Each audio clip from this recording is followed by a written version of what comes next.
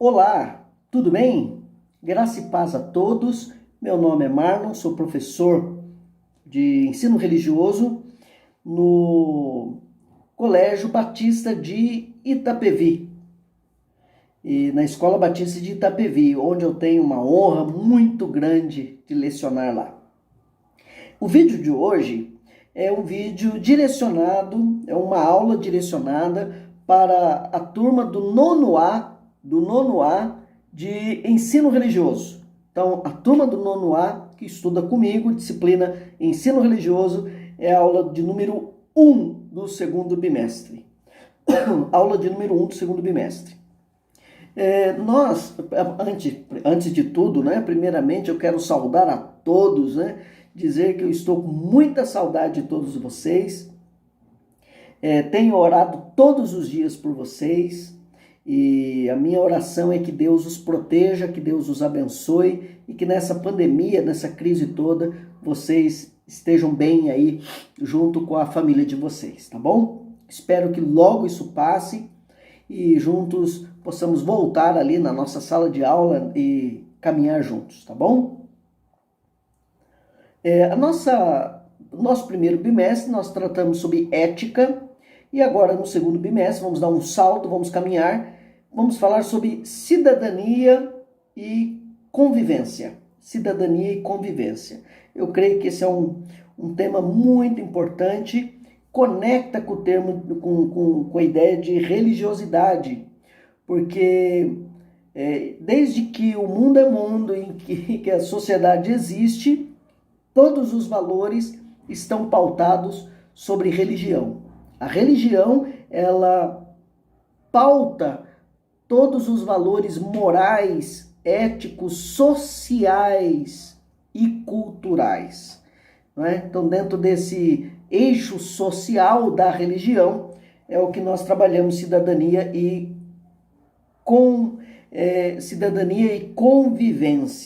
convivência. Então, a nossa primeira aula desse tema, nós vamos trabalhar convivência, e quando a gente fala de convivência, a palavra convivência significa conviver junto. E quando a gente fala de conviver junto, a primeira pessoa que a gente tem que aprender a conviver é com a gente mesmo. É com a gente mesmo. Só um pouquinho antes de eu começar, quero dar duas orientações. Primeiro, duas orientações. Onde você está vendo esse vídeo, no Maestro, que é o aplicativo que nós estamos usando para postar as aulas para os alunos, o link do nosso canal no YouTube, na aba Atividades, vocês vão ter as atividades para fazer. Então, esta aula vai ter as atividades, eu vou explicar à medida que eu leciono, eu explico o conteúdo, eu já direciono para a atividade que você vai ter que fazer lá, tá bom? E segundo, lá na aba Materiais, onde vai estar o link desse vídeo, você vai encontrar a referência, o site, a referência, o crédito onde eu estou tirando a aula de hoje. Eu acho isso muito importante. Também na descrição do vídeo vai ter esta informação, tá bom? E também não custa, né? Você gostou da aula? Se inscreve no nosso canal, dá o seu joinha aí, dá o seu like, vai ajudar bastante aí esse professor, tá bom? Vamos lá. Então, eu estava dizendo que a primeira pessoa que a gente precisa aprender a conviver não é o pai, a mãe, o irmão, o colega, o professor, a professora, a escola, a igreja, é a gente mesmo. É aprender a conviver conosco mesmo. Então, esse é o tema da nossa aula, aprendendo a conviver com você. Ou a convivência consigo mesmo. Não é? E eu começo aqui com um texto para a gente pensar. A maioria de nós sente dificuldade de estar só. Primeiro, porque aprendemos ao longo de nossas vidas que o ser humano é uma espécie sociável, que deve conviver em grupo. Olha que interessante. O homem, ele não consegue ficar sozinho. O homem é um ser social. E temos também a crença de que estar só significa estar solitário, o que é uma bobagem, não é verdade. A solidão é um sentimento que está dentro de nós e não depende de quem está à nossa volta. O que eu quero dizer é que às vezes a gente pode estar numa festa, a gente pode estar numa sala de aula lotada de aluno ali, 35, 40 alunos, e ainda sentir-se só. A solidão é um sentimento que está dentro de nós e não depende de quem está à nossa volta. Você já teve a experiência de estar acompanhado de muita gente e se sentir a pessoa mais sozinha do mundo. Eu também tive.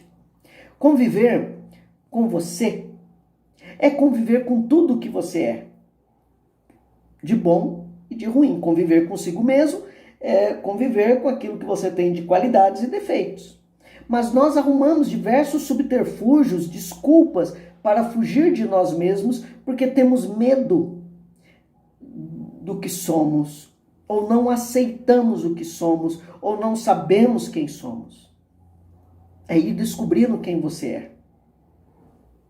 É um relacionamento que pode ser muito positivo ou negativo.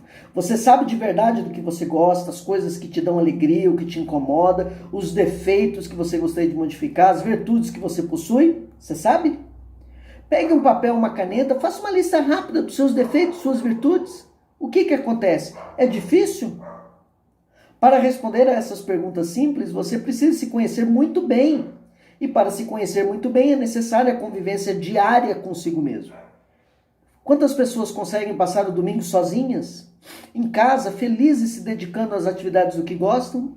Quem se permite o prazer de preparar uma refeição especial para si mesma? São poucas as pessoas que conseguem estar sozinhas e são poucas as que conseguem viver prestando atenção aos seus atos e comportamentos para modificar o que não é correto ou positivo.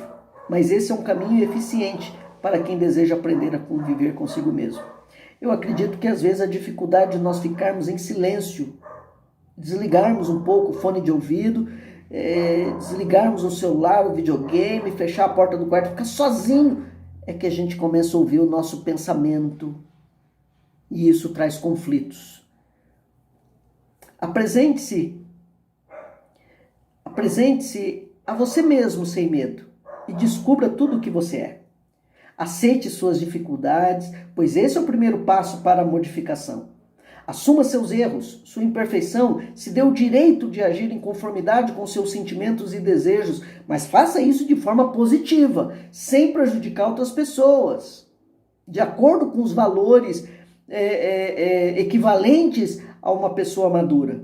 Se achar difícil ou sentir medo de mergulhar em si mesmo para se autoconhecer, peça auxílio a um profissional para que ele te ajude a se reorganizar internamente. Você vai descobrir uma ótima companhia para a sua vida, que é você mesmo. Em filosofia, não é o princípio máximo, por exemplo, da filosofia de Sócrates, é conhecer-se a si mesmo, né? O autoconhecimento. A melhor companhia que alguém pode ter é ela mesma. É possível chegar nesse nível de equilíbrio e motivação interna. Mas antes é importante fazer um percurso de aprendizado, maturidade e revisão do comportamento. A grande dificuldade de nossa vida são os relacionamentos, mas sem dúvida. Um mestre meu uma vez me disse que os relacionamentos aproximam pessoas e os mesmos relacionamentos afastam pessoas também, né? E essas dificuldades ocorrem por conta dos nossos comportamentos disfuncionais e inconvenientes. Por exemplo, carência, ciúme, inveja, orgulho, falsidade, raiva, agressividade, por aí vai. Vícios. À medida em que vamos nos dando conta desses comportamentos e nos esforçamos para modificá-los, vai se alterando o ambiente e as pessoas à nossa volta. Lembre-se que todas as energias geradas por seus comportamentos e sentimentos fica metade com você e metade no ambiente. Então, você pode contaminar os ambientes, as pessoas e a você mesmo de uma forma negativa ou positiva. A escolha é sua. Por exemplo, uma pessoa motivada, ela vai motivar um grupo social, no máximo uma pessoa. Uma pessoa motivada pode motivar só um. Uma pessoa desmotivada dentro de um grupo social, ela desmotiva no mínimo 7 pessoas. A escolha é sua. Tenha bom humor, tome atitudes positivas e saudáveis, levando coisas boas e felizes também para o seu próximo, seu amigo, seu parente. Você vai perceber que aos poucos você vai gostando mais e mais de conviver com você. Até chegar o momento que você não dependerá de ninguém para ser feliz. Porque você terá conquistado a felicidade, que estará dentro de você, onde quer que esteja. Em outras palavras, você vai se entender como um ser humano pleno, criado por Deus para viver com o Senhor. E isso é se encontrar, isso é entender quem você é. Então a primeira atividade a partir disso é fazer uma lista das virtudes e defeitos e o que você pode fazer para melhorar os seus defeitos. Vai estar lá na aba atividades. Vamos lá. Caminhando, a arte de conviver consigo mesmo. E eu digo aqui, somos levados pela velocidade das comunicações, a internet, televisão, celular, onde encontrar a força necessária e a orientação para conseguirmos tudo quanto é exigido de nós a cada dia? Numa época de transformações aceleradas, vemos estruturas que simplesmente deixam de funcionar e da noite para o dia passa a ser mais importante o caminho para o conhecimento do nosso interior, para nossas raízes e fontes de espiritualidade. Novos estilos mentais moldam o modo como absorvemos informações, aprendemos, reagimos à persuasão, decidimos e nos expressamos. A experiência de olhar para si mesmo, visitar o seu eu interior, significa que podemos apelar para alguma coisa mais profunda que nos alimenta, sustenta e que não depende das turbulências externas e das fraquezas humanas. Mas nos remete para algo maior, a um encontro supremo com algo que em nossa cultura chamamos de Deus. Assim, Graham e Friedrich Aslander afirmam: assim como eu convivo comigo mesmo, também convivo com os outros. Da mesma maneira, ou de maneira análoga a esta conhecida experiência, também se pode dizer que assim como eu me conduzo, da mesma maneira conduzo também os outros. A arte de conviver consigo mesmo é encontrada na forma da expressão humana, acima da procura das necessidades vitais comum a todas as criaturas vivas. Ela é uma superabundância gratuita da riqueza interior do ser humano e uma forma de sabedoria prática que une conhecimento para dar forma à verdade de uma realidade na linguagem acessível à vista e ao ouvido, na medida em que se inspira na verdade de nossa grandeza interior e no amor dos seres humanos, a que simplesmente Deus chama de você. Achei bonito esse texto, a arte de conviver consigo mesmo. Não é? Vai ter uma atividade sobre isso, com que frequência você costuma olhar para si mesmo e o que tem orientado sua vida, perguntas subjetivas para você pensar e responder nas atividades. Eu só acrescentaria aqui a ideia de que nós aprendemos na palavra de Deus, na Bíblia, que nós só nos conhecemos plenamente quando nós conhecemos quem é o nosso Criador, quem é Deus. E à medida que eu mais me aproximo de Deus, mais eu vou me autoconhecer. Mas a gente pode falar sobre isso melhor mais para frente. Caminhando para a última parte da nossa aula, direitos e deveres. Eu acho que por que não tratar sobre isso, né? Todos nós sabemos que temos direitos. E isso todo mundo é rápido para cobrar. Meu direito, o que eu quero, o que eu... Ok. Muitos de nós, no entanto, nos esquecemos de que todos os direitos são irmãos siameses dos deveres. Gozar dos direitos nos obriga a respeitar e cumprir deveres. Ter direito e poder usufruir deles faz parte de uma das lutas mais duradouras da humanidade. Ser livre, falar o que sente e falar o que pensa, ter uma casa, constituir família, ir e vir, alimentar-se bem, estudar em boas escolas, ser cuidado em caso de doença, votar. Isso são direitos. Há também os chamados direitos difusos, que são dirigidos à sociedade como um todo: direito à paz, a viver um ambiente saudável, equilibrado, a usar os bens públicos comuns, mesmo que esteja tudo registrado na Constituição, nem sempre é fácil valer esses direitos, né? Observar e reclamar nossos direitos é mais fácil que cumprir os deveres, essa é a verdade. Os verbos que usamos nesses casos, gozar os direitos e cumprir os deveres, passam uma falsa noção de que é gostoso ter e usufruir os direitos, mas que é penoso cumprir os deveres, pois eles soam apenas como obrigação. Isso é uma bobagem. Os deveres também podem e devem ser cumpridos com o mesmo prazer que o gozo dos direitos proporciona. Por exemplo, professor, cumpre o seu dever de dar uma boa aula, deve sentir prazer nisso, pois está respeitando o direito que o aluno tem a frequentar uma boa escola. O aluno responsável e cumpridor dos deveres escolares, por sua vez, proporciona prazer ao seu mestre, que se sente realizado em constatar o fruto do seu trabalho. Uma boa escola, desta maneira, é dever e direito de todos que nela estudam ou trabalham. Interessante, né? E aí, a gente caminha para o final da nossa aula. Você vai fazer uma relação de direitos e deveres, considerando a escola, a sala de aula especificamente e o país, o nosso Brasil. Eu caminho para o final para refletir. Cuide-se bem.